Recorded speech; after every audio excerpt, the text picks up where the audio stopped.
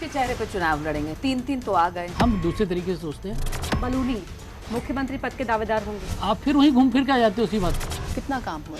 ऐसा नहीं, आप देखिए हम अनिल बलूनी तोड़फोड़ में एक्सपर्ट है। आप लोग ज़्यादा सीरियसली इसको ले रहे हैं। जिसकी अनिल बलूनी से अदावत हो गई उसका पत्ता साफ हो गया। छोड़िए इस पे, तो आगे बढ़िए। उत्तराखंड नालायक कौन? अच्छा, ढेंचा क्या है? अनिल बलूनी इन बातों का जवाब नहीं देगा। जो मन मुटाव है वो फिर मीडिया में क्यों आता है? जिंदा लोगों की पार्टी कोई मुर्दों की पार्टी है क्या? आप तीनों में कितनी राजनीति अंदर नहीं होगी क्या? राहुल गांधी, अरविंद केजरीवाल, हरीश रावत। छोड़ दीजिए, मैं बोलूंगा तो दिक्कत होगी। नमस्कार, मैं हूं नीलू। 3 के तीर सीजन 2 में आप सभी का बहुत बहुत स्वागत है। लौट आए हैं हम तीखे सवालों के साथ। आपके साथ मैं हूं अपर्णा और आपके साथ मैं हूं जीनत सिद्दीकी। बेहद ही खास मेहमान के साथ आज हम आए हैं। अंदाज बहुत सौम्य है लेकिन उनका काम काफी तेज तर्रार माना जाता है। चर्चा दिल्ली से देहरादून तक होती है। बीजेपी के राज्यसभा सांसद, राष्ट्रीय मीडिया प्रभारी अनिल बलूनी जी। बलूनी जी, बहुत स्वागत है आपका। कैसे हैं आप? बहुत बहुत धन्यवाद। और आप आज से कार्यक्रम को रीलॉन्च कर रहे हैं, आप सबको शुभकामनाएं। न्यूज़ 18 के सभी दर्शकों को बहुत बहुत शुभकामनाएं। आज से कार्यक्रम शुरू करेंगे और तीखे सवाल पूछेंगे। और हमारा पहला सवाल वैसे बहुत सौम्य सा कि आप कैसे हैं, जो आप ही का अंदाज है। देखिए, चुनाव की रणभेरी बज चुकी है और जब चुनाव शुरू हो गया है तो उस वक्त तो हम राजनीतिक दल के कार्यकर्ता हैं, तो हम लोग भी अपनी तैयारी में लग गए हैं। और इस वक्त तो परिश्रम की पराकाष्ठा करनी है, तो हम लोग चुनाव की तैयारी में हैं। और भारतीय जनता पार्टी पुणे से उत्तराखंड में, उत्तर प्रदेश में, बाकी राज्यों में भी जीते, इसके लिए जितना भी परिश्रम करना है उतना किया जाएगा। उत्तराखंड में कितनी चुनौती चुनाव को लेकर? तीसरे सीएम है ये। देखिए, हम जिस कार्य संस्कृति में काम कर रहे हैं, हम लोग जिस तरह से काम करते हैं, हम किसी चीज़ को लाइट लेके काम करते ही नहीं हैं। अगर उत्तराखंड के अंदर चुनाव है तो हम पूरी शक्ति के साथ चुनाव लड़ते हैं। और हमको मोदी जी के नेतृत्व में, अमित शाह जी के नेतृत्व में, नड्डा जी के नेतृत्व में हमने एक ही चीज़ सीखी है कि परिश्रम की पराकाष्ठा करनी है। किसी भी चुनाव को हल्के से नहीं लेना है, पूरी मेहनत करनी है और प्रदेश की जनता को, राज्य की जनता को, देश की जनता को अपना जो सबसे अच्छा कार्य करके दिखाना है, तो उसके लिए काम कर रहे हैं। बलूनी जी, 57 सीटें मिली, डबल इंजन की सरकार बनी, उसके बावजूद 3 बार सीएम बदलने पड़े।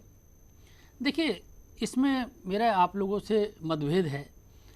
आप लोग इसको दूसरी तरह से देखते हैं, हम लोग दूसरी तरीके से देखते हैं। हम इसको एक टीम एफर्ट्स की तरह देखते हैं और हम इसको पद नहीं, जिम्मेवारी के तरीके से देखते हैं। आप लोग सोचते हैं कि मुख्यमंत्री का पद है, हम एक जिम्मेवारी की तरह की, मुख्यमंत्री की जिम्मेवारी है और एक टीम एफर्ट्स के साथ, टीम स्पिरिट के साथ खेलते हैं। टीम का कोई भी सदस्य जब अच्छा करने की स्थिति में तो उसको पास देना होता है। तो यहाँ पर अगर हमको लगा कि पुष्कर सिंह धामी जी अच्छा गोल करने की स्थिति में, तो हम उनको पास दे देंगे, तो वो गोल करेंगे।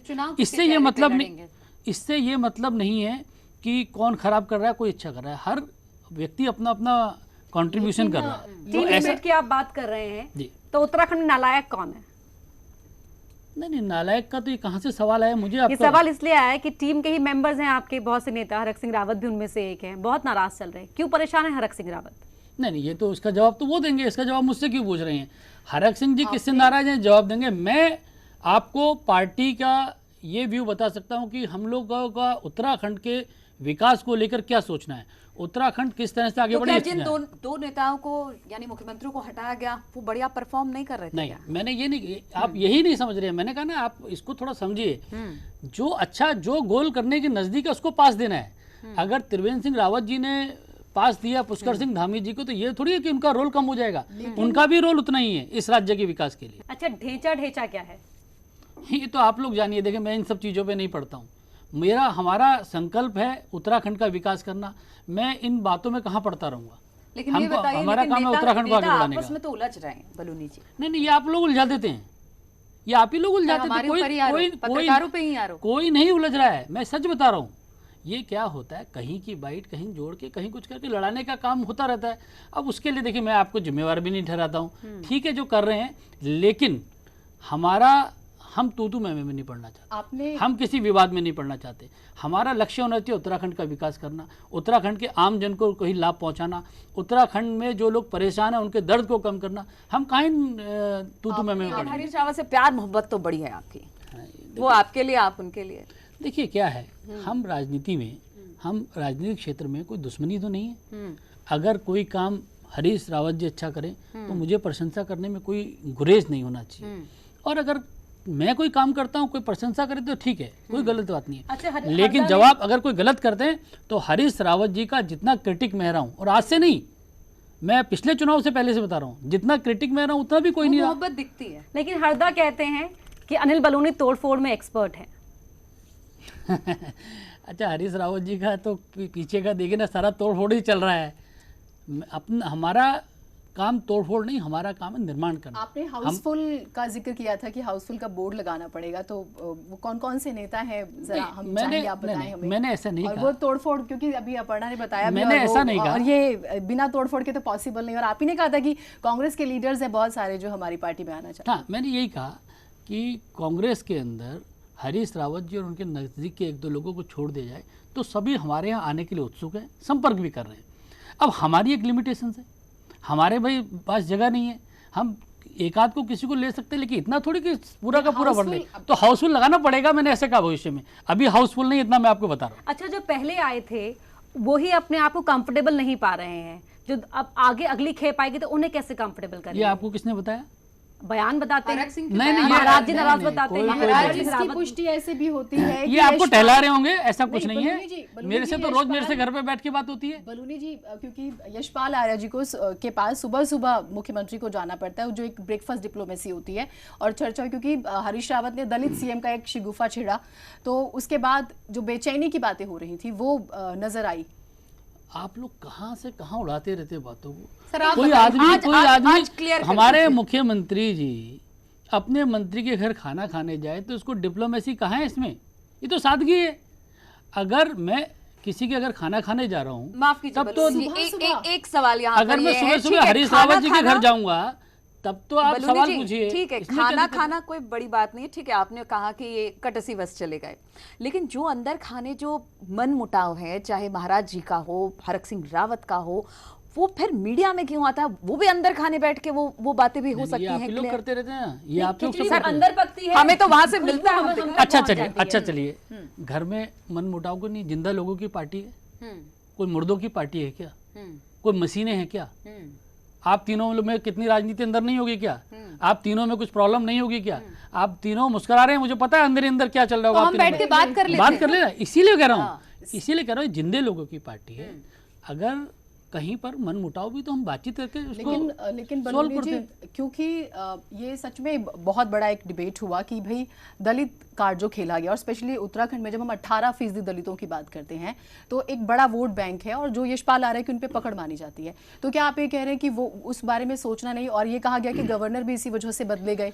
देखिए, हरीश रावत जी इस तरह के सगुफे करते रहते हैं।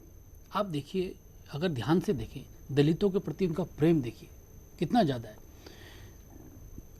पंजाब के अंदर एक दलित मुख्यमंत्री बनाए और अगले दिन हरीश रावत जी का बयान है कि सिद्धू के नेतृत्व में चुनाव लड़ेंगे। तो मतलब आप क्या वोट लेने के लिए कर रहे हैं क्या? फिर बाद आपका- में क्या आप- उसमें चन्नी का नाम भी नहीं, जोड़ा नहीं, गया जब कंट्रोवर्सी नहीं, बहुत ज्यादा बढ़ आप गई। हाँ वही बोला हूँ, आप क्या सिर्फ वोट के लिए चन्नी को मुख्यमंत्री बनाया क्या? ये किस तरह की सोच है? मैं आपको बताता हूँ, अगर हरीश रावत जी अनुसूचित भाइयों के पक्ष में कुछ जन कल्याण के लिए सोचते वो मुख्यमंत्री रहे, बहुत कुछ कल्याण कर सकते थे। और आपको बता दूं, 2012 में जब कांग्रेस की सरकार आ रही थी, उस वक्त उनके पास बहुत सारे दलित नेता थे और रेस में भी थे, तब तो ये अपने लिए धरने पे बैठे हुए तो थे। क्या बीजेपी सोचेगी अगर पावर में आएगी दलित सीएम को लेकर?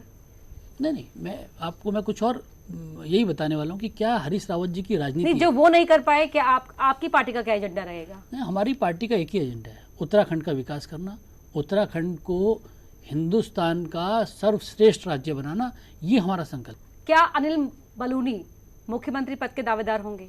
अरे आप फिर वहीं घूम फिर के आ जाते हो उसी बात पे। मैंने कहा ना, ये तो टीम एफर्ट है, जो गोल के नज़दीक होगा उसको बॉल देनी है, जो अच्छा परफॉर्म कर सकता है उसको टीम वर्क की करेगा। बात की ना, अगर अच्छा पास किया जाएगा और आप गोल उसके नजदीक होंगे। ये तो देखिए विधायक और सब लोग तय करते हैं ना भाई, हमारे पार्टी के अंदर सिस्टमेटिक पार्टी बलूनी है, जी कोई पिछले घर की 3 पार्टी नहीं है। पिछ- ये इसमें तो पार्लियामेंट्री बोर्ड है, इसमें सब कुछ तय होता है, बातचीत लेकिन की माना जाती जाता है। है कि किंग मेकर आप ही हैं, और चाहे वो नहीं, नहीं, त्रिवेंद्र मैं रावत तो रहे हो बहुत- या तीरथ सिंह रावत रहे हो या धामी जी हो, चॉइस जो है वो आप ही ने की, इस तरह की भी देखिए, बातें हैं। तो ये इसलिए king हमारा maker सवाल और है कि ये हम सब- आपको अब दिल्ली की जगह देहरादून में देखेंगे। मेरे पास ऐसे शब्द है नहीं आप लोगों की तरह किंग मेकर और ये सब। हम तो एक बहुत साधारण से कार्यकर्ता हैं और काम करते रहते हैं, कहीं किंग और किंग मेकर वाली लेकिन बातें बलूनी हैं जी नहीं। 2 मुख्यमंत्री हटाए गए, तीसरा आया, हर बार आपका नाम लिस्ट में पहले से तीसरे स्थान ये पे सब रहा। आप ही लोग करते हैं, ये आप ही लोग टीवी पे चलाते रहते हैं, मैं तो देख के हंसता भी रहता हूँ पीछे अच्छा, पीछे ये भी से। कहा जाता है कि पार्टी के अंदर जिसकी अनिल बलूनी से अदावत हो गई उसका पत्ता साफ हो गया। पता नहीं कहाँ आप ये कहाँ से ढूंढ के लाए हैं, ये नई बात आई है, मैंने तो ऐसा सुना नहीं। ना ही मेरी किसी से, मेरे जैसे आदमी की किसी से लड़ाई भी नहीं होती है, किसी से तू मैं भी नहीं होती है। और आप खुद ही लोग कह रहे हैं, आपने मेरे परिचय में कहा कि सरल आदमी है, बिल्कुल सज्जन आदमी है, लेकिन तो मेरी कहाँ लड़ाई हो रही है फिर लेकिन किसी से? आपका जो तेज तर्रार तरीका होता है वो दिल्ली से देहरादून तक पहुंचता है, हमारा यही पॉइंट था। और देवस्थानम बोर्ड पर क्या कहेंगे आप? देखिए, देवस्थानम बोर्ड पे हमारी स्थिति बहुत साफ है। हम लोग कहीं भी जो हमारे पंडे पुरोहित भाई हैं उनके साथ कुछ गलत नहीं होने देना चाहते। इसीलिए पुष्कर सिंह धामी जी ने एक कमेटी बनाई है जिसका मनोहर कांत ध्यानी जी अध्यक्ष है। मनोहर कांत ध्यानी जी इस पूरे समाज को अच्छे तरीके से जानते हैं, उनके दुख दर्द को अच्छी तरह जानते हैं, और सभी पंडा पुरोहित और जो देवस्थानम बोर्ड से जो लोग प्रभावित होते हैं उन लोगों को उस कमेटी में रखा गया है। इसलिए ये कमेटी तय करेगी। त्रिवेंद्र सिंह रावत जी के टाइम पे ये बोर्ड बना था, उनकी एक सोच थी कि किस तरह से विकास होना है, लेकिन हम जिन लोगों के लिए कर रहे हैं अगर उनमें ही कोई नाराजगी है तो ठीक है, कमेटी उन्हीं की बना दी। अच्छा, 6 महीने में 3 राज्यों के सीएम बदले गए, अगला टैलेंट हंट कहाँ? देखिए, आप लोग इस तरीके से देखते हैं, हमारे यहाँ 3-3 मुख्यमंत्री बदल दिए, कहीं कुछ हुआ? सब लोग उसे बातचीत करके उनको साथ, ये एक टीम स्पिरिट का काम होता है। पंजाब के अंदर क्या हुआ आप देखिए, कितनी तरह से बुरी तरीके से अपमानित किया गया। मुख्यमंत्री को पता नहीं कि विधायक दल की बैठक होने वाली है, मुख्यमंत्री को पता ही नहीं कुछ भी, वो बेचारा नाराज हो उसको घर वो इस्तीफा दे के आ गए। तो हमारे यहाँ ऐसा नहीं है, कांग्रेस में ऐसा होता है, तो हमारे यहाँ तो जिम्मेवारी है, जो सब है निभाते हैं। 2017 में दावा था पहाड़ का पानी और पहाड़ की जो जवानी है वो बर्बाद नहीं होने देंगे। कितना काम हुआ इस क्षेत्र में? देखिए, मैं जो हम लोगों ने काम किया उसके लिए मैं तो पूरी तरह से संतुष्ट हूँ और जनता भी संतुष्ट है। अब आप लोग का इशू अलग है, लेकिन आप देखिए कि उत्तराखंड के अंदर जैसे मैंने कहा जीरो टॉलरेंस। जब हरीश रावत जी मुख्यमंत्री थे तो एक ही बात होती थी, भ्रष्टाचार भ्रष्टाचार भ्रष्टाचार भ्रष्टाचार, वो सब बंद हो गया। जब हरीश रावत जी मुख्यमंत्री थे तो तुष्टीकरण होता था, रोज पिरान क्लियर जाते थे, रोज किसी तरह से वोटों को लुभाने के लिए काम करते थे, जुम्मे की छुट्टी घोषित कर दी थी, क्या क्या हो रहा था। आप देखिए, आज देखिए, पूरे इतने लंबे समय में कुछ नहीं हुआ, ना कोई भ्रष्टाचार हुआ, ना कोई तुष्टीकरण हुआ। अच्छा, कन्हैया कांग्रेस में आए लेकिन खुश बीजेपी है। खुश नहीं है, हम दुखी हैं, ऐसा नहीं। आप देखिए, हम राजनीति को इतने संकीर्णता से नहीं देखते। एक व्यक्ति जो भारत के टुकड़े होने की बात करता है, जो भारत के को तोड़ने की बातें करता है, जो पूरे देश के खिलाफ बातें कर रहा है, जो आतंकवादियों को महिमा मंडित करता है, जिसको दिल्ली हाई कोर्ट कहता है कैंसर है, इसको इसकी सर्जरी होनी चाहिए, ऐसे कन्हैया कुमार को कांग्रेस ले लेती है। मैं तो आज कांग्रेस के तमाम जो कार्यकर्ता हैं, जो कांग्रेस के नेता, उनको बोलता हूं कि भाई आप सोचिए किस तरह के लोग आ रहे हैं। क्या कांग्रेस में इस तरह के लोगों के लिए जगह है? क्या सिद्धू के तरह के लोगों के? बीजेपी वो गंगा है जिसमें सब धुल और मैं आपको एक बात और कहना चाहता हूं, क्योंकि आपका चैनल यूपी उत्तराखंड का चैनल है, आपको एक और बात कहना चाहता हूं कि इसमें हरीश रावत जी की जिम्मेवारी बनती थी। वो एक देवभूमि से आते थे, उनकी जिम्मेवारी बनती थी कि ऐसे नवजोत सिद्धू जो बातें कर रहे हैं उनका खंडन करें। उनका एक 10 साल तक रहने वाले मुख्यमंत्री कह रहे हैं कि देश की सुरक्षा को खतरा है, हरीश रावत जी क्यों मौन थे? और मैं तो उस वक्त बड़ा बेचैनी मुझे हुई और मुझे बड़ा कष्ट हुआ जब हरीश रावत जी ने यह कहा कि वो पाकिस्तानी जनरल को परा बोल रहे हैं। भाई कह रहे थे, क्या हो गया हरीश रावत जी को? किन वोटों के लिए करना चाहते हैं ये सब कुछ? पाकिस्तान के जनरल, हमारे यहाँ उत्तराखंड में रोज डेड बॉडीज आती हैं, रोज शव आते हैं सैनिकों के शहादत के होके। हमारे यहाँ जवान विधवा हो जाती हैं और उनको जिस जनरल के कारण वो रहा उसको परा कहा जाता है, उसको भाई कहा जाता है। उत्तराखंड इन राजनीति को रिजेक्ट करता है। हम लोग अस्वीकार करते हैं इस तरह की राजनीति को। वोट लेने के लिए कहाँ जाना ठीक है, चाहते हैं? मैं वही कह रही थी कि कांग्रेस ये कहती है कि बीजेपी वो गंगा है जिसमें हर कोई जाता तो साफ हो जाता। आप कह रहे हैं कि कैसे कन्हैया कुमार को शामिल सिद्धू कर कभी लिया है। बीजेपी में भी थे। नहीं बताइए, आप जब तक भारतीय जनता पार्टी में थे एक बयान बताइए आप मुझे, एक बयान बताइए ऐसा सिद्धू का कि जब उन्होंने नाराजगी क्यों पाकिस्तान हुई? का महिमा मंडन अगर किया हो। ये एक थोड़ा सा हाइपोथेटिकल हो जाएगा, लेकिन अगर सिद्धू वापसी चाहे बीजेपी में आने की तो क्या उनकी वापसी होगी? भले ही अभी उन्होंने सिर्फ इस्तीफा दिया हो अध्यक्ष पद से, लेकिन अब ये माना जा रहा है कि वो किसी ना किसी पार्टी की तरफ जो है देख रहे हैं। नहीं, ये तो बिल्कुल काल्पनिक बात है। हमारे यहाँ तो मैंने कहा ना हाउसहोल्ड का वोट है उनके लिए। अच्छा, 2022 में मुकाबला किससे, कांग्रेस या आप? कहाँ पर? 2022 में उत्तराखंड में देखिए, राजनीति में जो दल लड़ेगा हम तो उसको हम देखिए, हम कोई अहंकार में नहीं है, हमको कोई अहंकार नहीं कि छोटी पार्टी की बड़ी पार्टी। अच्छा ये बताइए यूपी में बता दीजिए।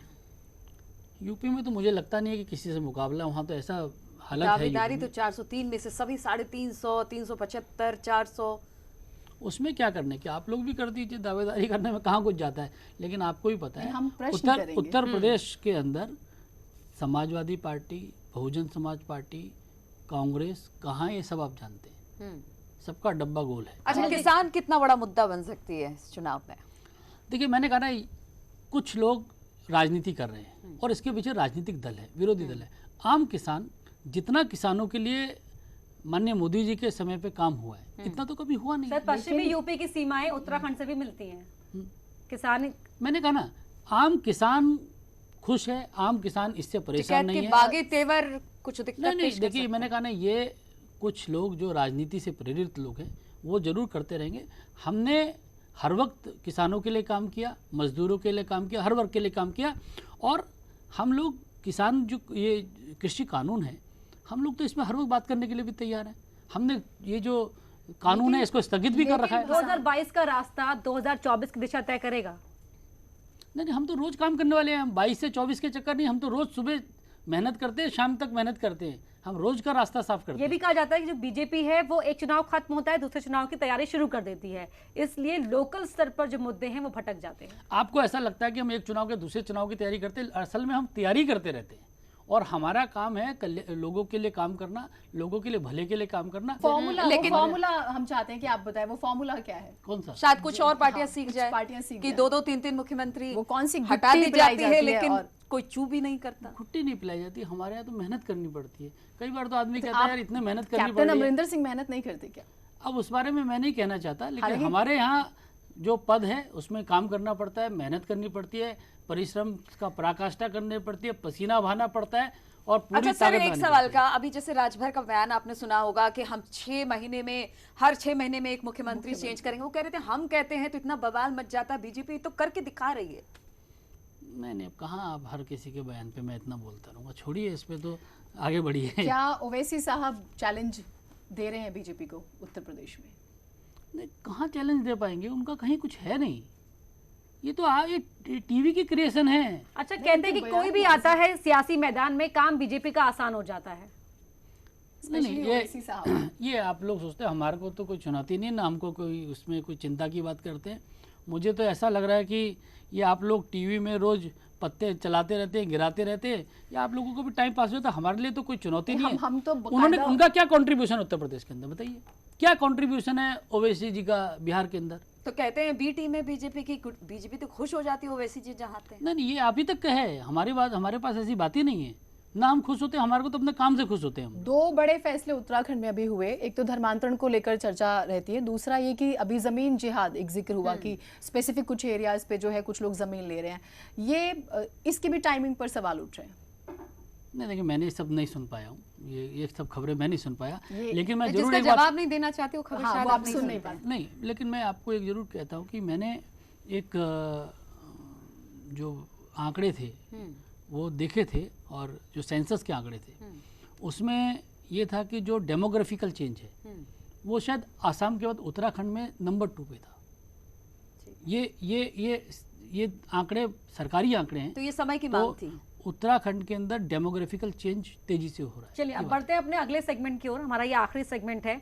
हम आपसे एक एक नेता का नाम बोलेंगे और आपको एक शब्द में ही उसका जवाब देना है।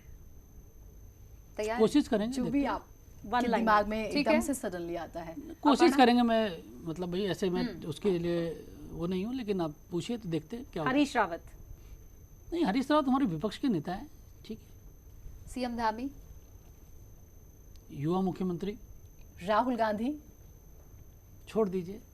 अरविंद केजरीवाल, असत्य के नज़दीक, प्रियंका गांधी, छोड़ दीजिए, मैं बोलूंगा तो दिक्कत होगी। और अनिल बलूनी। अनिल बलूनी कार्यकर्ता। चलिए चलिए, तो अनिल जी, आपने सारे सवालों का बड़े बेबाकी के साथ जवाब दिया है, इसके लिए बहुत बहुत शुक्रिया। बहुत धन्यवाद। और इस कार्यक्रम में आने के लिए बहुत बहुत धन्यवाद। बहुत आपका। धन्यवाद आपका, बहुत बहुत शुक्रिया। बहुत शुक्रिया। तो 3 के तीर में आज बस इतना है। अगले हफ्ते फिर होगी आपसे मुलाकात तीखे सवालों के साथ। हमारे साथ रहेंगे एक मेहमान, और उन मेहमान से हम सियासत से जुड़े हर सवाल पूछेंगे जो आप जानना चाहते हैं, क्योंकि सियासी सीजन शुरू हो चुका है।